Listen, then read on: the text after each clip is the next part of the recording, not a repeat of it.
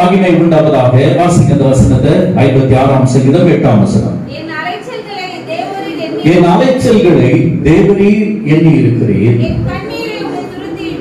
என் கண்ணீரை உம்முடைய துருத்தியில் வையும், அவைகள் உம்முடைய கணக்கில் அல்லவோ இருக்கிறது. அல்லேலூயா. ஆண்டவருக்கு மகிமை உண்டாவதாக. தாவீதுடைய அனுபவம் இது. தாவீது பல நேரங்களிலே அவன் ஜீவன் தப்ப அவன் ஓடிக்கொண்டிருந்தான். அவனுடைய வாழ்க்கையில துரத்துதல்கள் எப்பொழுதும் அவனை தொடர்ந்து கொண்டே இருந்தபடினாலே தாவீதுடைய வாழ்க்கையிலே அவன் ஓடிக்கொண்டே இருந்த மனிதன். அவன் ஓடிக்கொண்டே இருந்தாலும் பல மனிதர்கள் தாவீதுக்கு விரோதமாய் எழுப்பினாலும் கர்த்தர் தாவீதோடு இருந்தார் என்று வேதம் சொல்கிறது. அல்லேலூயா. எத்தனை பிரச்சனை வந்தாலும், எத்தனை போராட்டங்கள் வந்தாலும், எத்தனை மனிதர்கள் தாவீதுக்கு விரோதமாக எழுப்பினாலும், எத்தனை மனிதர்கள் தாவீதை குறித்து பலமாறாக பேசினாலும் கர்த்தர் தாவீதோடு கூட இருந்தார். அல்லேலூயா. அதுதான் ஆசீர்வாதமான காரியம். கர்த்தர் தாவீதோடு இருந்தார். இந்த இடத்துல பெலிஸ்தியர்கள் தாவீதை தொடர்ந்த போது, அவர்களுக்கு தப்பி ஓடும் போது இப்படிப்பட்ட ஒரு சங்கீதத்தை அவன் பாடுகிறதை வேதாகமத்திலே நாம் பார்க்க முடியும். தாவீதுடைய வாழ்க்கையில அவன் எப்பொழுதெல்லாம் நெருக்கப்படுகிறானோ, எப்பொழுதெல்லாம் சோர்ந்து போகிறானோ, எப்பொழுதெல்லாம் கண்ணீரின் மத்திலே போகிறானோ, அப்பொழுதெல்லாம் தாவீது கர்த்தரை துதித்து பாடின நல்ல ஒரு தேவ மனிதன். அல்லேலூயா. கர்த்தருக்கு ஸ்தோத்திரம் உண்டாவதாக. தாவீதிற்கு இப்பொழுது ஒரு நெருக்கம். பெலிஸ்தியர்கள் அவனை துரத்துகிறார்கள். அவனை துரத்தி அவனை பிடிக்க வருகிற நேரத்திலே அவன் தாவீது கர்த்தரை பாடி துதிக்கிற ஒரு உன்னதமான ஒரு காரியத்தை இந்த இடத்திலே நாம் வாசிக்கிறோம். சொல்லுகிறான், என் அலைச்சல்களை தேவரீர் எண்ணி இருக்கிறேன். அல்லேலூயா. எவ்வளவு அலைச்சாலும் என் அலைச்சல் எல்லாம் என் ஆண்டவர் அறிந்து வைத்திருக்கிறார். அலைச்சல் எல்லாம் தேவரீர் எண்ணி வைத்திருக்கிறேன். என் கண்ணீரை உங்களுடைய துருத்தியில் வையும். அல்லேலூயா. அப்ப எப்படிப்பட்ட ஒரு சூழ்நிலையில தாவீது இருக்கிறான் பாருங்க. அலைந்து அலைந்து காடுகளிலும் மலைகளிலும் ஜீவனுக்காக அலைந்து தெரிந்தாலும் அவன் கண்ணீரோடு கூட இருந்தான். தேவ சமூகத்தில் அவன் காத்திருந்தான். கர்த்தரை துதித்து பாடினான். அப்படிப்பட்ட தாவீது சொல்கிறான், என் கண்ணீரை உங்களுடைய துருத்தியில் பத்திரமா வச்சுக்கோங்க ஆண்டவரே. அல்லேலூயா. நம்முடைய தேவன் நம்முடைய கண்ணீர்களை துருத்தியில் வைக்கிற தேவன். அது என்னங்க துருத்தி? துருத்தினா பழைய ஏற்பாட்டு காலத்துல தோலினால செய்திருப்பாங்க. என்ன பண்ணிருப்பாங்களா? தோலினால செய்திருப்பாங்களா. அப்பெல்லாம் பாட்டில் கிடையாது. நம்ம இப்ப பயன்படுத்துகிற உலோகத்தின் தன்மைகள் எல்லாம் நிறைய காரியங்கள் இருந்தது. ஆனா இவ்வளவு காரியங்கள் இல்லை. அதனால மேக்சிமம் என்ன பண்ணுவாங்க, தோல்னாலே அந்த துருத்தியை செஞ்சு வச்சிருப்பாங்க. தோல்னால செய்வாங்க, மண்ணினாலே செய்து வைத்திருப்பார்கள். அதுல ஊத்தி வைத்துக் கொள்வார்கள். குடிக்கிற தண்ணீரையோ திராட்சை ரசத்தையோ குடிக்கிற பானங்களையோ அந்த தோல்ல என்ன பண்ணுவாங்களாம், ஊத்தி வைத்துக் கொள்வார்கள். ஊத்தி வைத்துக் கொண்ட பிறகு தேவைப்படும் போது அதை பயன்படுத்துவார்கள். அதிலிருந்து எடுத்து அதை கிடாமல் பத்திரமாய் பாதுகாக்கும். ஆண்டவரிடத்துல தாவீது சொல்லுகிறான், என் கண்ணீரை உங்களுடைய துருத்தியில் பத்திரமா வச்சுக்கோங்க ஆண்டவரே. அல்லேலூயா. அல்லேலூயா. ஏன் தெரியுமா? நாம் விடுகிற ஒவ்வொரு கண்ணீருக்கும் நம்முடைய தேவன் நமக்கு பதில் கொடுக்கிற ஆண்டவர். அல்லேலூயா. நம்முடைய கண்ணீர்களுக்கு பதில் அளிக்கிற ஆண்டவர் நம்முடைய தேவன். தாவீது நெருக்கத்தின் மத்தியிலே, சோதனையின் மத்தியிலே, பாடுகளின் மத்தியிலே, துரத்தப்படுகிற நிலைமையிலே அவன் தேவ சமூகத்திலே துதித்து பாடினாலும் அவன் கண்களில் இருந்து வந்ததான ஏக்கத்தின் கண்ணீர்கள், போராட்டத்தின் கண்ணீர்கள் அதிகமாய் இருந்தபடினாலே தாவீது சொல்கிறான், ஆண்டவரே உம்முடைய சமூகத்தில் நான் வரும்போதெல்லாம், கண்ணீரோடு வரும்போதெல்லாம், கண்ணீரோடு ஜெபிக்கும் போதெல்லாம் அந்த கண்ணீர் ஒரு நாள் வீணா போக வேண்டாம். அதை பத்திரமாக துருத்தி வச்சுக்கோங்க ஆண்டவரே. அல்லேலூயா. பத்திரப்படுத்தி வைத்துக் கொள்ளுங்கள். உங்களுடைய துருத்தியில என் கண்ணீர்களை சேமித்து வைத்துக் கொள்ளுங்கள் என்று கேட்டார். உன் கண்ணீருக்கு கர்த்தர் பதில் தருகிற தேவன். அல்லேலூயா. பதில் கொடுப்பார். எந்த காரியத்திற்காக கண்ணீர் சிந்தி ஜெபிக்கிறாயோ, எந்த காரியத்திற்காக தேவ சமூகத்தில் கண்ணீர் வடிக்கிறாயோ, அந்த கண்ணீர்களுக்கு கர்த்தர் கணக்கு வைத்து பதில் அளிக்கிற தேவன். அல்லேலூயா. மனுஷன் கூட கணக்குல சொதப்பிடுவான். அப்படிதானே? 10 ரூபாய் கொடுத்துட்டு 15 ரூபாய் சொல்லிடுவான். அன்பு தேவ பிள்ளைகளே, கணக்கில மாறாத தேவன். நீ விடுகிற ஒவ்வொரு சொட்டு கண்ணீர்களுக்கும் கர்த்தர் கணக்கு வைத்திருக்கிற ஆண்டவர். அல்லேலூயா. அந்த கண்ணீரை வீணாய் விட போவதில்லை. அந்த கண்ணீரை கர்த்தர் சேர்த்து வைத்து பதில் கொடுக்கிற ஆண்டவராக இருக்கிறார். கர்த்தருக்கு ஸ்தோத்திரம். கண்ணீரை துருத்தி வையும், அவைகள் உங்களுடைய கணக்கில் அல்லவோ இருக்கிறது. நீ விடுகிற ஒவ்வொரு கண்ணீருக்கும் கர்த்தர் கணக்கு வைத்திருக்கிறார். யார்கிட்ட இருக்குதான் கணக்கு? உன் கண்ணீருக்கு கணக்கு யார்கிட்ட இருக்கான்? கர்த்தர் கிட்ட இருக்கு. அல்லேலூயா. எந்த காரியத்திற்காக ஜெபம் பண்ற கண்ணீர் விட்டு? அன்பு தேவனுடைய பிள்ளை, கண்ணீரோடு ஜெபிக்கிற ஜெபங்களுக்கு கர்த்தர் சீக்கிரமாய் பதிலளிக்கிறவர். கண்ணீரின் ஜெபத்திற்கு கர்த்தர் இறங்கி வந்து பதில் சொல்லுகிற தேவனாக இருக்கிறார். இன்னைக்கு நம்முடைய வாழ்க்கையில கண்ணீரின் ஜெபம் அவசியம். கண்ணீரின் ஜெபம் தேவை. கண்ணீரின் ஜெபம் பல காரியங்களை மாற்றி போடும். எரேமியாவை குறித்து வேதத்தில் வாசிக்கிறோம். 9ஆம் அதிகாரம் 1ஆம் வசனத்தில் அவன் சொல்லுகிறான், என் தலை தண்ணீரும் என் கண்கள் கண்ணீர் ஊற்றுமானால் நலமாயிருக்கும் ஆண்டவரே என்று சொல்லுகிறான். வாசிக்கிற வசனத்தை எரேமியா 9:1. என் தலை தண்ணீரும் என் கண்கள் கண்ணீர் ஊற்றுமானால் நலமாயிருக்கும். அல்லேலூயா. தலை தண்ணியா இருக்கட்டும் ஆண்டவரே, என் அலைச்சல் நிமித்தம் எல்லாம் நடக்கட்டும். ஆனா என் கண்கள் மாத்திரம் எப்படி இருக்கணுமா? எப்படி இருக்கணுமா? கண்ணீரோடு இருக்கணும்னு சொல்ற அந்த வார்த்தை அழகா சொல்லப்பட்டது. கண்ணீர் ஊற்றுமானால் நலமாயிருக்கும் அப்படின்னா என்னமா? கண்ணீர் சொல்லுங்க. கண்ணீர் எப்பா சொல்லவே மாட்டேங்கிறீங்களா? கண்ணீர் ஊற்று. ஊற்றுனா என்ன அர்த்தம்? வாத்தி போகாது. அல்லேலூயா. வாத்தி போகாது. ஊத்துல தண்ணி என்ன பண்ணிக்கிட்டே இருக்கும்? வந்து கொண்டே இருக்கும். என்ன அடைச்சாலும் அதை அடைக்க முடியாது. வத்தி போகாத ஒரு காரியம். தலை தண்ணீரோ கண்கள் கண்ணீர் ஊற்றுமானால் நலமாயிருக்கும். ஒரு ஜெபத்திற்கு இப்படிப்பட்ட ஒரு காரியத்தை கர்த்தர் உன்னிடத்தில் எதிர்பார்க்கிறார். எரேமியா தீர்க்கதரிசி குறித்து வேதத்தில் வாசிக்கிறோம். ஒரு நல்ல தேவனுடைய மனுஷன், தேவனுடைய சமூகத்திலே புலம்பல் பாடின ஒரு கர்த்தருடைய தாசன். இஸ்ரவேல் ஜனத்திற்காக, தன் மக்களுக்காக, தன் தேசத்திற்காக தேவ சமூகத்திலே அழுது புலம்பினவன் இந்த எரேமியா. எப்பொழுதும் கண்ணீர் வடிக்கிறவன் இந்த எரேமியா. அன்பு தேவனுடைய பிள்ளைகளே, ஜெபம், கண்ணீரின் ஜெபம் வெற்றியை கொடுக்கும். எரேமியாவை குறித்து வேதத்திலே நீங்கள் எடுத்து வாசித்து பார்ப்பீர்கள் என்று சொன்னால், எப்பொழுதும் எரேமியா முழுவதும் நீங்க வாசித்து பாருங்க. எரேமியா, புலம்பல் போன்ற புத்தகங்களை நீங்கள் வாசித்து பார்த்தீங்கன்னா எரேமியாவுடைய வாழ்க்கையின் அனுபவம் நமக்கு தெரியும். எப்பொழுதும் புலம்பல் பண்ணினார், புலம்பல் பாடினார், எப்பொழுதும் கண்ணீரோடு இருந்தவர். தேசத்தின் அரசியல் நிலைமைகள் மாறி போன போது கண்ணீர் வடித்தார். எதிரிகள் தேசத்தை சூழ்ந்து கொண்ட போது கண்ணீர் வடித்தார். ஜனங்களை வேறு விதமாய் மாற்றுவதற்கு உள்ளே இருக்கிற ஜனங்களை முயற்சித்த போது கண்ணீர் வடித்தவன் எரேமியா தீர்க்கதரிசி.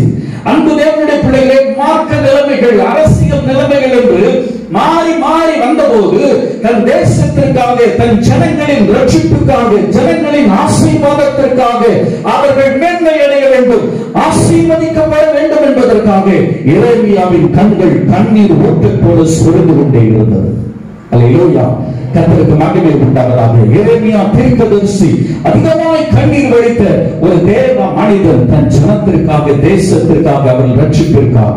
இப்படிப்பட்ட எரேமியா பல பாடுகளை சகித்தார்.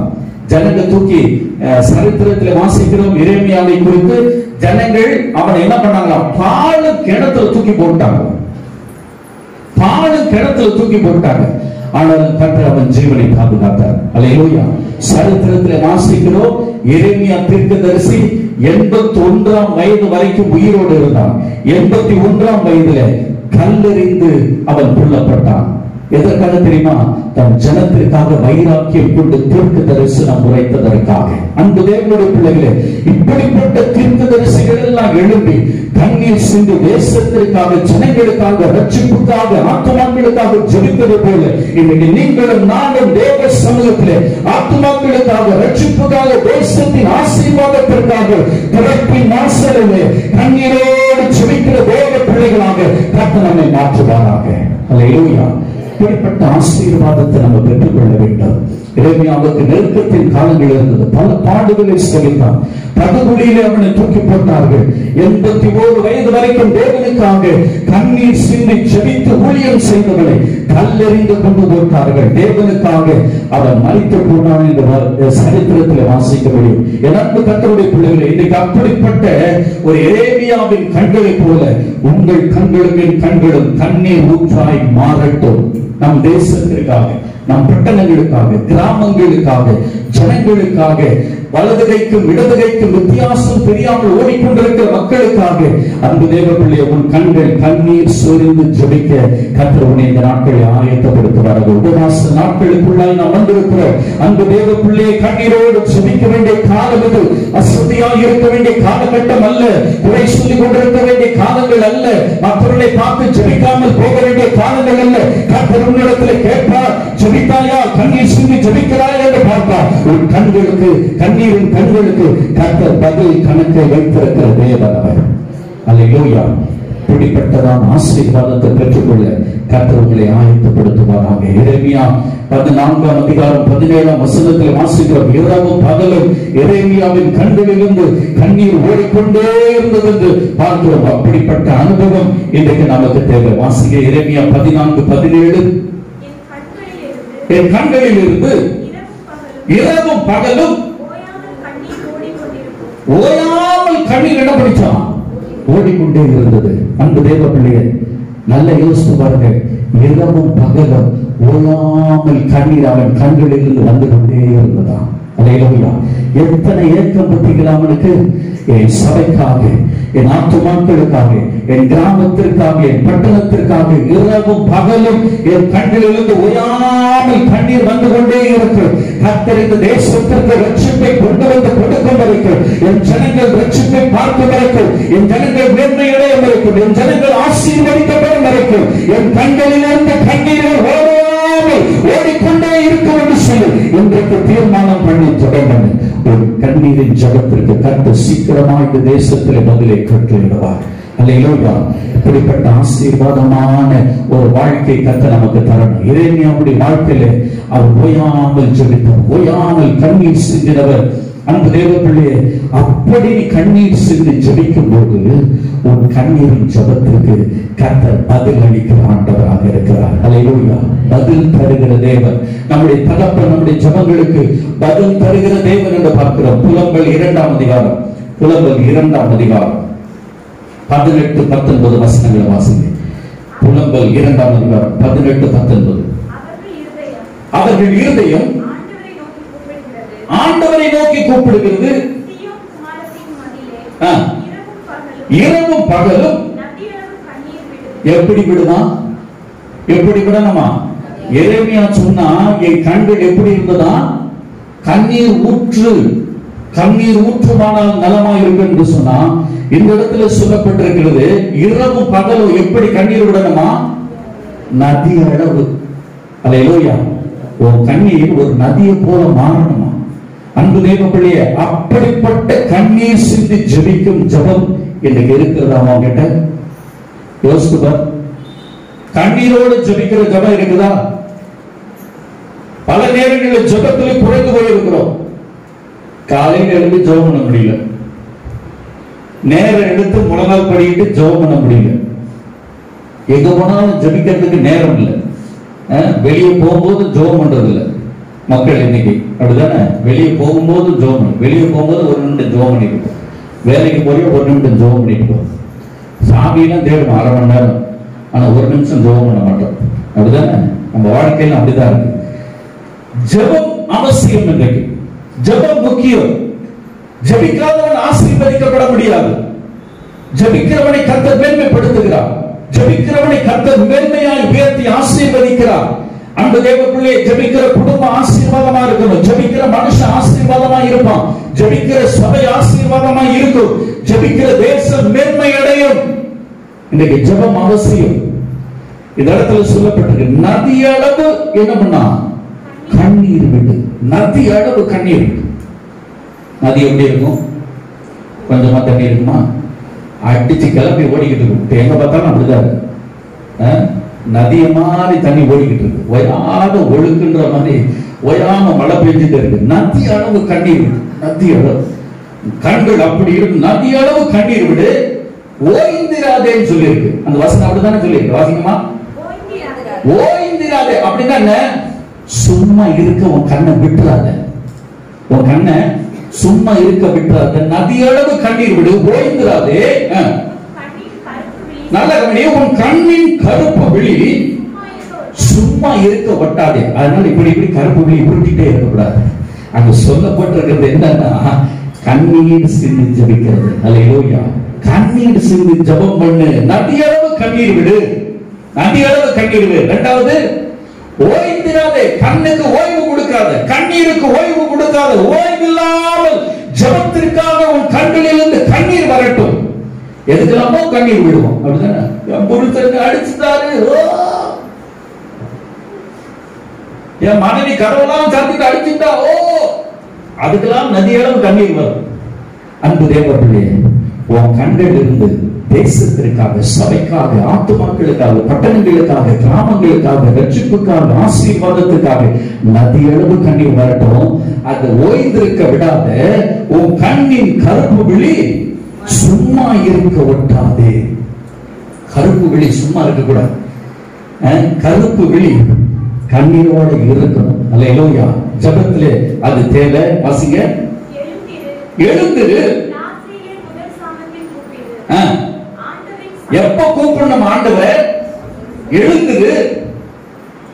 வாசிங்க. எழுந்திரு. அதுக்கு அடுத்த வார்த்தை எப்பயா? ஆமா, நல்ல தூக்கம் வரும் நேரம். ராத்திரி எங்க ஜபத்தை பண்ண? ராத்திரியில முதல் சாமத்துல என்ன பண்ணா? கூப்பிடு. காலையில சாமத்துல யாரு கூப்பிடுறான்?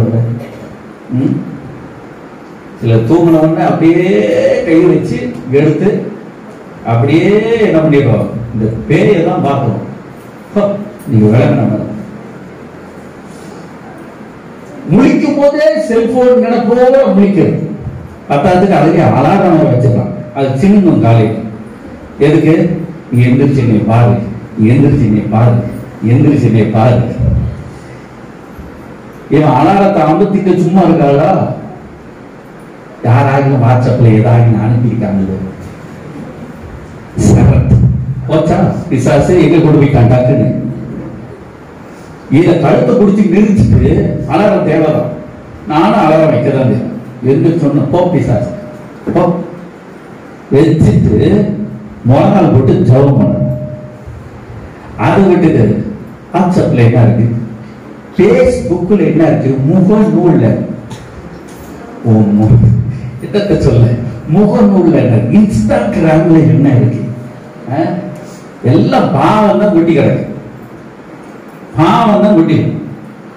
யாரை பார்க்கறதுக்கு முன்னாடி உன் அப்பாவுடைய முகத்தை பார்த்துட்டு பாரு, அதுதான் உனக்கு ஆசீர்வாதம். அல்லேலூயா. காலையில எழும்பி எதை செய்ய வேண்டுமோ அதை செய்.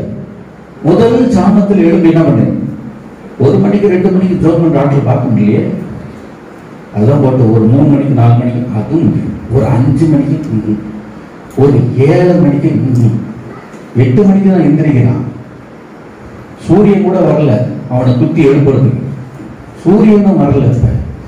மொத்தமா போச்சு. நல்லா இழுத்து போத்து என்ன பண்ண, கழுத்தோட தலையோட இழுத்து போத்து என்ன பண்றான்? படுத்து கிடக்கான். நான் அசையாத சீரன் பருவத்தை போல இருப்பேன். அப்படியே படுத்துக்கிறேன். வேதம் சொல்லுது, முதல் சாமத்தில் எழுப்பி கத்தர் என்ன பண்ணேன்? கூப்பிடு.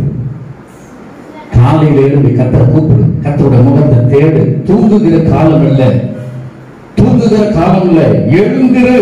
வசனம் தானே சொல்லுது. வசனத்துல இருக்கா? வசனத்துல என்ன இருக்கு? எழுந்திருக்கு. அப்படின்னா என்ன பண்ணிக்கிட்டு இருக்க நீ? சொல்லுங்கப்பா. தூங்கிக்கிட்டு இருக்கோம். எழுந்திரு. யாரை எழுப்புவோம்? தூங்குற ஆள் தான் எழுப்புவோம். தூங்காத நடமாடிக்கிட்டு இருக்க ஆளை எழுந்துருன்னு சொல்லுவோமா? ஆவியானவர் அழகா சொல்லி வச்சிருக்காரு, நீ எப்படி தூங்கிடுவான். 10 நாள் ஜோகம் பண்ணுவான், 16 நாள் புஷ்ன்னு போயிடும். ஏதோ ஒரு பிரச்சனை வந்து உன்னை அமைக்கிடும். ஏதோ ஒரு புயல் வந்து உன்னை சூறாவளியை போல கொண்டு போயிடும். நீ பலவீனமான பாண்டம் தான், எல்லாம் கர்த்தருக்கு தெரியும். ஆனால் தான் சொல்லி வச்சிருக்காரு, நீ எழுந்துரு. அல்லேலூயா. எழுந்துரு. சோர்ந்துடாத, பலவீனப்பட்டுறாத, உன்னை விட்டு கொடுத்துறாத. இது சும்மா இருக்கிற காலம் இல்ல, ஜெபிக்கிற காலம். எழுந்துரு. நீ விழித்து அழுது புலம்ப வேண்டிய காலம். ஆத்துமாக்களுக்காக, ஊழியங்களுக்காக, உனக்காக, உன் குடும்பத்திற்காக, திருச்சபைக்காக அழுது புலம்புகிற காலத்திலே அன்பு தேவ பிள்ளையை தூங்காத. தூங்குனா எதிரி களைய வைப்பான். பாதகா நல்லா பாடி வச்சிருக்காரு. அப்படிதானே? நீ தூங்கினால் எதிரி என்ன பண்ணுவானா? நீ விழித்துக் கொண்டால் ஜெயம் எடுப்பாய். அல்லேலூயா. தூங்குகிற காலம் இல்ல இது. கர்த்தருக்காக கண்ணீர் சிந்தி உன் இருதயத்தை எல்லாம் ஊற்றி ஜெபிக்கிற காலகட்டம் இது. அல்லேலூயா. வருஷத்தின் கடைசி மாசத்துக்குள்ள நுழைய போறோம். அன்பு தேவ பிள்ளையை உன் ஆயத்தப்படுத்தி, ஆண்டவரே இத்தனை நாள் என்ன பாதுகாத்தீங்க. எத்தனையோ கொரோனா, எத்தனையோ பிள்ளைகள் பார்த்தவர்களை இன்றைக்கு பார்க்க முடியல. உயிரோடு இருந்த உறவுகள் இன்றைக்கு இல்ல. அநேக தேவ மனிதர்கள் இல்ல, அநேக தேவ பிள்ளைகள் இல்ல. ஆனா என்னுடைய குடும்பத்தின் ஜீவனோடு, பலனோடு, சுகத்தோடு, எல்லா ஆசீர்வாதத்தோடு வச்சிருக்கிறீங்களே, உங்களுக்கு நன்றி என்று சொல்லி ஜெபிக்க வேண்டிய காலகட்டத்தில் நீ நான் இருக்கணும். ஒரு நன்றி உள்ளத்தோடு கூட புதிய மாதத்திற்குள் நுழைவோம். கண்ணீரோடு ஜெபிப்போம். கர்த்தர் நம்மை ஆசீர்வதிப்பார். விடுதல் படிக்கிறோம், ஜெபம்.